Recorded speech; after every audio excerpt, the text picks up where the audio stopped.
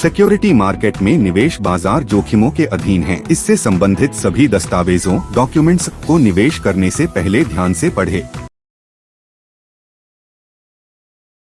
Hello friends, कैसे हैं आप सब। आप सभी का शुभ ट्रेडिंग एकेडमी के चैनल पर बहुत बहुत स्वागत है। फ्रेंड्स, मेरा नाम है गोपाल लोहार और मैं हूं एक SEBI registered research analyst. Friends, आज हम एक नए वीडियो के साथ में हमारा वीडियो स्टार्ट करेंगे और जिसकी हेडिंग आप देख सकते हो कि बोर्ड के ऊपर लिखी हुई है कि इंट्राडे वर्सेस स्विंग ट्रेडिंग, यानी कि इंट्राडे अच्छा है या स्विंग ट्रेडिंग अच्छा है, उसके बारे में हम समझेंगे। तो सबसे पहले आज हम ये बात करते हैं कि इन दोनों में से कौन सी ट्रेडिंग करनी चाहिए और कौन सा हमारे लिए सूटेबल रहेगा। सबसे पहले हम एक बार ये बात करते हैं कि इंट्राडे ट्रेड के बारे में बात करते हैं।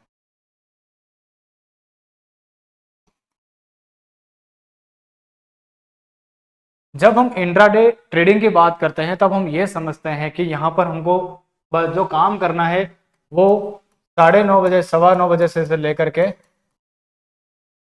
3:30 बजे तक काम करना है। यानी कि हमारे पास ये 6 घंटे है जिसके अंदर हमें क्या करना है, मार्केट के अंदर काम करना है। अब इस दौरान मार्केट में काम करने के लिए हम क्या करते हैं कि रात को एनालिसिस करते हैं और उसके बाद में अगले दिन उसके अंदर ट्रेड की अपॉर्चुनिटी को एग्जीक्यूट करते हैं। तो सबसे पहले फ्रेंड्स, मैं आपको ये बताना चाहूंगा, इंट्राडे ट्रेड जब हम करते हैं तो इंट्राडे ट्रेड के दौरान हमारे लिए जो मार्केट के अंदर जो सेशन होते हैं वो सबसे पहले ये होते हैं कि 9:30 बजे से लेकर के 10:30 बजे तक एक सेशन जो होता है हमारा वो कंप्लीट हो जाता है। इस सेशन में हमें ट्रेड करना चाहिए। दूसरी चीज, सेकंड सेशन जो हमारे सामने स्टार्ट होता है वो बजे स्टार्ट होता है 1 बजे से लेकर के 3:30 बजे के बीच में। यानी कि यहाँ पर हमारा होता है एक सेकंड सेशन जहां पर हमको हमारा ट्रेड बनाना चाहिए। सबसे पहले अगर आपको इंट्राडे में जब ट्रेड करते हो आपको अगर नहीं पता कि मार्केट कब मूव करती है तो इन दोनों टाइम को आप नोटिस कर लेना और मंडे से आप नोटिस करना कि मार्केट इन्हीं टाइम के बीच में मूवमेंट करती है। तो यानी कि 9:30 बजे से लेकर के 10:30 बजे पहला सेशन रहता है और उसके बाद में 1 बजे के बाद से लेकर के 3:30 बजे के बीच में अक्सर मार्केट के अंदर मूवमेंट आना चालू होता है। तो ये मैंने आपको समझा दिया इंट्राडे ट्रेड के अंदर। अब अगर आप एक बिगिनर हो यानी कि नए नए आए हो ट्रेड में, स्टॉक मार्केट में काम करने के लिए, तो फ्रेंड्स आपको स्टार्टिंग में कम से कम 6 महीना साल भर तक इंट्राडे ट्रेड करना चाहिए। यानी कि अगर आप बिगिनर हो तो 6 मंथ टू 1 ईयर्स तक आपको क्या करना चाहिए, इंट्राडे के ट्रेड करने चाहिए और डेली आपको क्या करना चाहिए, अपना ट्रेडिंग जर्नल मेंटेन करना चाहिए। ठीक है, तो यानी कि 6 से लेकर 1 साल तक ट्रेडिंग करनी चाहिए और ट्रेडिंग जो जर्नल है वो मेंटेन आपको करना चाहिए, क्योंकि ये बहुत जरूरी है। अब मैं दोनों ही सही है। एक जो बिगिनर होता है सबसे पहले उसको इंट्राडे ट्रेड करना चाहिए, बिल्कुल करना चाहिए, और कम से कम कितने समय तक करना चाहिए, 6 से लेकर के 12 महीने तक करना चाहिए। उसके दौरान उसको क्या मेंटेन करना चाहिए, 2 रजिस्टर मेंटेन करने चाहिए। एक रजिस्टर जो मेंटेन होता है वो होता है एनालिसिस के लिए। इस वीडियो को बड़े ध्यान से देखना फ्रेंड्स, आपको बहुत चीजें समझ में आएगी। एक जो रजिस्टर होगा हमारे एनालिसिस के लिए आएगा काम, और एक जो होगा वो ट्रेडिंग की गलती वगैरह लिखने के लिए, यानी कि ट्रेडिंग जर्नल, लेजर मान लो, उसको कुछ भी मान लो, इन दोनों के लिए आएगा। अब इसके अंदर आप क्या करोगे, रात को जिसमें भी काम कर रहे हो, चाहे स्टॉक में काम करो चाहे इंडेक्स में काम करो, उसकी एनालिसिस करो। ठीक है, उसके बाद में आप उसके दिन अगले दिन मार्केट के अंदर ट्रेड को एग्जीक्यूट करो। अब ट्रेड आपका मान लो प्रॉफिट में निकला तो आपको क्या करना चाहिए, उसका रीजन लिखना चाहिए कि मेरे को आज प्रॉफिट क्यों हुआ। ठीक है, अगर लॉस में जाता है ट्रेड आपका तो आपका लॉस में भी आपको लिखना चाहिए कि मेरे को आज लॉस क्यों हुआ। ये पूरा का पूरा आपको डेली मेंटेन करना है फ्रेंड्स, डेली मेंटेन करना है, क्योंकि जब तक आप डेली मेंटेन नहीं करोगे तो प्रॉफिट से कुछ भी नहीं सीख पाओगे और लॉस से भी कुछ नहीं सीख पाओगे। ठीक है, और दूसरी चीज, हमें इंट्राडे के दौरान क्या करना चाहिए कि स्टार्टिंग में हमें इक्विटी के अंदर काम करना चाहिए। ठीक है, कब तक काम करना चाहिए, इक्विटी में एटलीस्ट 6 मंथ तक काम करना चाहिए। 6 मंथ तक हमें इक्विटी के अंदर स्टार्टिंग में 10 से लेकर के 20 शेयर के बीच में काम करना चाहिए जब हम नए नए हैं तो। ठीक है, उसके बाद में इसका पूरा ट्रेडिंग जर्नल मेंटेन करना चाहिए और उसके लिए डेली के 2 से 3 ट्रेड हमें करने चाहिए। 2 से 3 ट्रेड आपको डेली करना है। ठीक है, यानी कि इक्विटी के शेयर की आपने रात को एनालिसिस करी, 6 महीने तक आपको नॉन स्टॉप 2 से 3 ट्रेड डेली करने हैं। और काम करने के लिए आपको क्या करना पड़ेगा कि डेली चीज में काम करोगे, आपके पास टॉप 10 से लेकर के 12 स्टॉक की लिस्ट होनी चाहिए, जिसके अंदर ही आपको इन 6 महीने तक उन्हीं के अंदर ध्यान में रखना है, यानी उन्हीं के अंदर में काम करना है। अब टॉप से 6 जो स्टॉक होते हैं उसके अंदर आपके पास एक ट्रेंड वाले होने स्टॉक होना चाहिए। ट्रेंड का मतलब एक होता है अप ट्रेंड के अंदर और एक डाउन ट्रेंड के अंदर।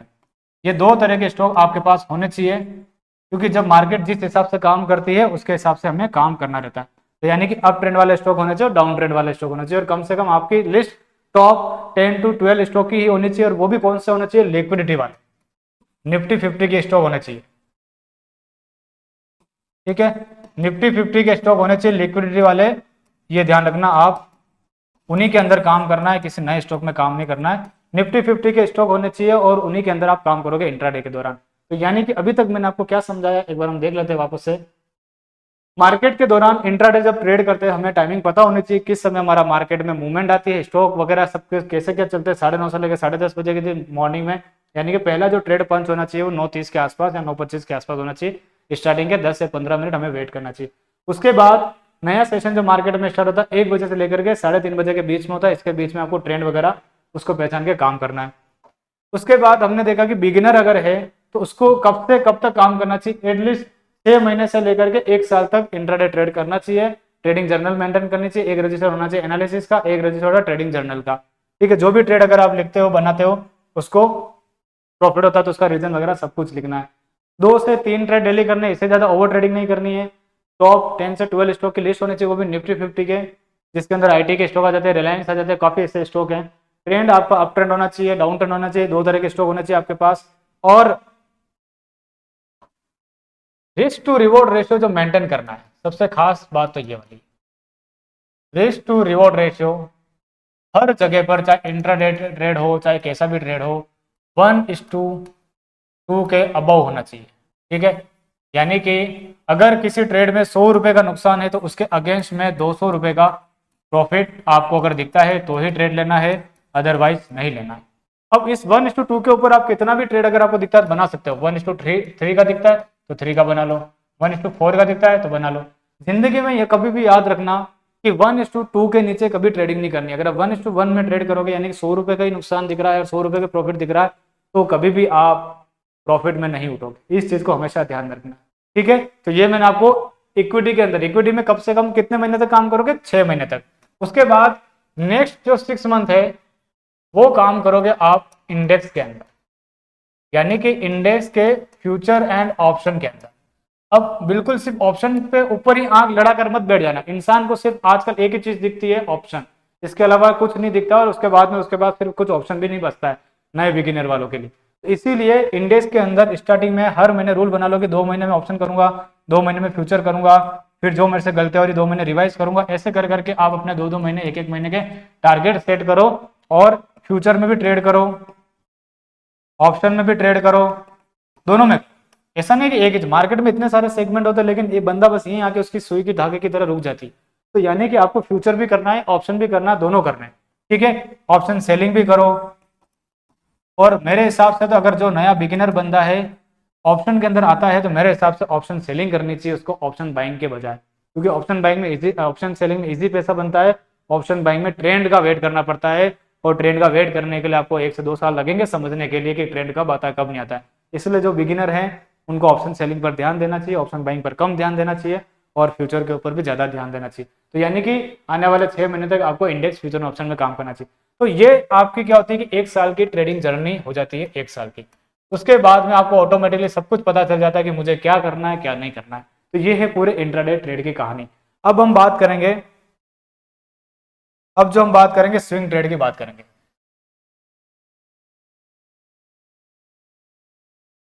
स्विंग ट्रेड के अंदर फ्रेंड्स आपको क्या ध्यान में रखना है कि आप कितने महीने का ट्रेड ले रहे हो। स्विंग ट्रेड के अंदर क्या होता है कि मैं 15 दिन की पोजीशन बना रहा हूँ, 1 महीने की पोजीशन बना रहा हूँ, 3 महीने की पोजीशन बना रहा हूँ, 1 साल की पोजीशन बना रहा हूँ, ये सब कुछ काउंट होता है।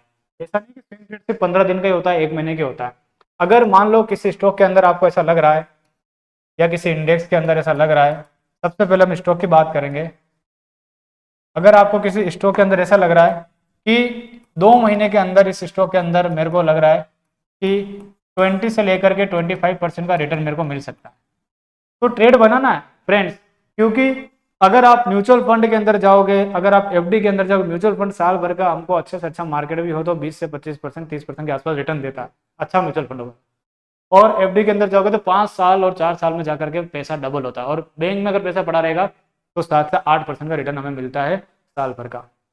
तो यानी कि अगर 2 महीने के अंदर 20 से 25% का रिटर्न अगर हमें दिख रहा है, 30% का रिटर्न दिख रहा है, तो इस तरह के ट्रेड हमें बनाने हैं, बिल्कुल अवॉइड नहीं करना है। क्योंकि जब आप इससे बनाने लग जाओगे, इसको कंपाउंडिंग करोगे तो आपके ऑटोमेटिकली जो कैपिटल है वो 1 साल के अंदर 2 से 3 गुना हो रही है। ठीक है, तो यानी कि स्टॉक के अंदर आपको चाहे 2 महीने का ट्रेड दिखता है, चाहे 1 मंथ के अंदर कुछ भी रिवॉर्ड दिखता है, आपको ट्रेड बनाना, आपको लगता है कि यार 1 महीने के अंदर मेरे को 15% का रिटर्न मिल सकता है, तो ट्रेड बनाओ, क्या दिक्कत है? 15% का कम होता है क्या? महीने का, एक दिन का 1% का रिटर्न हो गया एक तरह से, महीने के 20 ट्रेडिंग सेशन होते हैं, हमको 15% का रिटर्न मिल रहा है 1 महीने में, तो ट्रेड अपने को बनाना है। तो यानी कि स्विंग ट्रेड के अंदर रिटर्न रेशियो के हिसाब से, टाइम के हिसाब से अपने को बनाना है। अगर 20 से 25% का रिटर्न अगर आप सोच रहे हो तो 10% का आपका स्टॉप लॉस होना चाहिए उसके अंदर। यानी कि इसमें भी आपको 1:2 और 1:3 के ट्रेड का रेशियो रखना है, ये हमेशा ध्यान रखना। इससे ऊपर हो तो और बढ़िया बात है। ठीक है, यानी कि 100 रुपए का स्टॉप लॉस है, 200 रुपए का टारगेट होना चाहिए, 300 रुपए का टारगेट होना चाहिए, इस तरह से। तो यानी कि स्विंग ट्रेड अलग अलग टाइम फ्रेम के हिसाब से होते हैं। कोई 1 महीने की टाइम फ्रेम के हिसाब से ट्रेड बनता है, 6 महीने की टाइम फ्रेम के हिसाब से ट्रेड बनता है, उसके हिसाब से हमने स्विंग ट्रेड करना है। ठीक है, तो यानी कि अब मैं आपको कुछ ऐसी चीजें बताऊंगा कि स्विंग ट्रेड के अंदर मैं सिर्फ 2 स्टॉक के बारे में बता रहा हूँ, अभी ऐसे मेरे पास हजारों स्टॉक है जो मैंने दिए थे और हमारे काफी अच्छे रिटर्न मिल रहा है अभी भी। ये स्टॉक आज से सिर्फ 3 महीने पहले, अगर यहाँ पर मैं देखूँ ध्यान से, 24 जून, यानी कि अभी जुलाई और अगस्त निकला और सितंबर में, यानी 2 महीने हुए सिर्फ, ये स्टॉक में 160 का यहाँ पर ब्रेकआउट का पॉइंट था, और आज स्टॉक जो है कहां पर ट्रेड कर रहा है? 300 रुपए को ट्रेड कर रहा है। फ्रेंड्स, 2 महीने के अंदर 160 से लेकर 320 का ही बनाया, ऑलमोस्ट आपकी जो कैपिटल है वो डबल हो चुकी है। यानी कि अगर हमारे पास, हमने यहाँ पर 1 लाख रुपए का अगर इन्वेस्टमेंट किया होता तो हमारे 2 महीने के अंदर 2 लाख रुपए हो गए। यह है स्विंग ट्रेड की ताकत।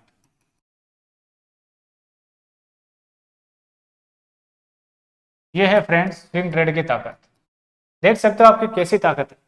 अब आपको कैसे पता चलेगा कि इतना डबल होगा? ये मेरी फॉर्मेशन, ये मेरा है रामबाण, यहां पर मैं सिखाता हूं इस चीज को। तो यानी कि इसके अंदर यहां पर अगर आप ध्यान से देखोगे तो यहां से हमारा ब्रेकआउट हुआ, पहला टारगेट हमारा इसका जो ये जो कंसोलिडेशन पीरियड था वो 6 महीने वाला था, यानी कि 6 महीने का। तो यानी कि यहां से जो हमारा ब्रेकआउट हुआ वहां पर हमारा पहला टारगेट इसका 50% रहता, यानी कि 160 पर भी बाई किया तो आपका 240 250 के आसपास पहला टारगेट था। और उसके बाद में यहाँ पर जो है टाइम फ्रेम जो है वो कम समय का बना है यहाँ पर, यानी कि यहाँ पर जो कंसोलिडेशन हुई है यहाँ पर 60 मिनट के आसपास हुई, उसके बाद में फिर इसने वापस इसको ऊपर की तरफ कंटिन्यू किया था। यानी कि इस एरिया में काफी अच्छी कंसोलिडेशन है और आज स्टॉक धीरे धीरे ऊपर जा रहा है, और अभी भी ऐसा लगता है कि सपोर्ट वोट बना के और ऊपर जा सकता है। तो यानी कि पहला स्टॉक मैंने आपको ये बताया, और स्टॉक है मेरे पास ऐसा, सिर्फ एग्जाम्पल के लिए आपको बता रहा हूँ। ये इसकी देखो फॉर्मेशन, यहाँ पर इसके अंदर यहाँ पर ब्रेकआउट हुआ था, ये भी 6 महीने की फॉर्मेशन थी, और इसके अंदर यहाँ पर जो रिवॉर्ड आया 800 रुपए से लेकर 1200 का, यानी कि 50% का टारगेट इसके अंदर भी आया, और उसके बाद में भी आज यहाँ पर एक फॉर्मेशन बना रहा है, और ये फॉर्मेशन बनने के बाद में भी यहाँ से हो सकता है और ऊपर की तरफ में ब्रेकआउट कर सकता है। तो ये चीज है काफी अच्छी स्विंग ट्रेड की ताकत, यानी कि 4 कैंडलों के अंदर टारगेट आ गया, हमें बस ये है कि सही जगह पर आना होता है बस। अगर ये चीज अगर आपने पहचान ली तो स्टॉक मार्केट के अंदर, स्विंग ट्रेड के अंदर पैसा बनाना बहुत ईजी है। ठीक है, अब यहाँ पर हमने 2 स्टॉक बता दिया, ऐसे मेरे पास बहुत सारे स्टॉक है, मैं आपको और बता सकता हूँ। ठीक है, अभी बहुत सारे स्टॉक ऐसे हैं जो फॉर्मेशन में चल रहे हैं, जैसे मैं आपको हिकल बता देता हूँ। ये देखिए काफी अच्छे स्टॉक, बहुत सारे अगर ढूंढोगे तो मिल जाएंगे आपको स्टॉक। ये देखिए ये निकला है स्विंग ट्रेड के लिए काफी अच्छा, जिसके अंदर वीकली की फॉर्मेशन है, काफी बड़े टाइम फ्रेम की फॉर्मेशन इसके अंदर, और काफी अच्छा निकल रहा है, और काफी अच्छे टारगेट आ सकते हैं आने वाले दिनों के अंदर। तो ट्रेड पहचान करना है और पैसा लगाना और बनाना है बस। तो यानी कि यहाँ पर मैंने आपको स्विंग ट्रेड की एक ताकत बता दी। अब मेरे से पूछोगे आप क्या बेस्ट है, तो मैं आपको बताता हूँ कि इंट्राडे,